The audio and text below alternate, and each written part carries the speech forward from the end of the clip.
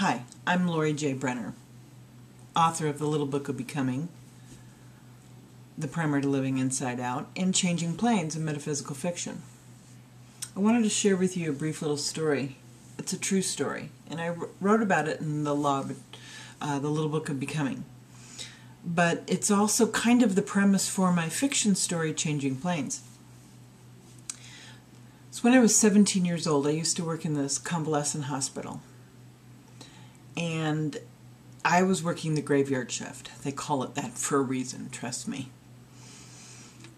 I had to do my rounds. I was pushing this huge cart in front of me, piled with incontinence pads, sheets, towels, blankets, fluid containers, different things. And I pushed it to the end of the hall, and I started in the ward. And this ward had 4 women in it, 4 beds and 4 women. And a light was only on over one bed. It was the bed on the far right. I remember walking up to the footboard of this bed and for some reason feeling drawn to just stand there and look. Put my hands on the footboard and I looked down. Well, in this bed was a small woman. She probably weighed about 89 pounds, maybe 98 pounds, but she wasn't that big. She had salt and pepper gray hair, and she was frozen on her right side in the fetal position. My job, she was also intubated. My job was to turn her over, change her pad if she'd wet, stuff like that. Well, anyway, I was standing there just looking at her, and all of a sudden I looked down at her feet and this wave begins, kind of like a ripple from a pond. It was very gentle. You know how when you throw a rock into a pond the ripple goes out like that? Well, this ripple started at her feet. You die feet first. Started at her feet and went up her body.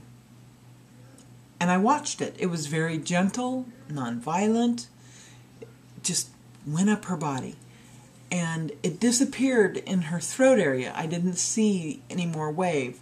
And then all of a sudden, but in the same timely fashion of the ripple itself, like it followed a flow, it went about this fast, just about that fast.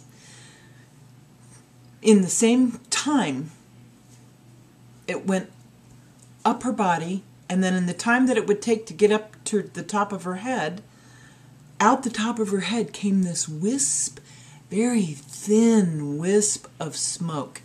Smoke. It had consciousness, it had intent, and it turned and looked at me. In fact, I had the feeling that it waited for me as a witness. For me to witness this thing. So it went out the top of her head and disappeared into the light. So you die feet first and you go into the light. And this was literally, for me, it was very strange. Well, I got scared, of course. I was very young, 17. I left the room, went and got the other nurse, and we came back and she said, yep, she's dead. Closed up all her stuff and called the mortician, and he came and got her. But the point of the story is that life is eternal. I know this beyond a shadow of a doubt. I know that our energy is eternal, that who we are, we shed the clothes we're wearing when we pass from this plane, but we don't shed the essence of who we are. And we are a divine spark. We are the divine children of the universe. And I write to this topic in The Little Book of Becoming. But in Changing Planes, I have much more of a freedom to go into this journey behind the curtain.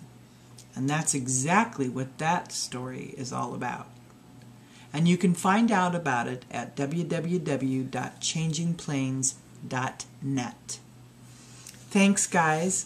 And if you're in for a good read, go check it out.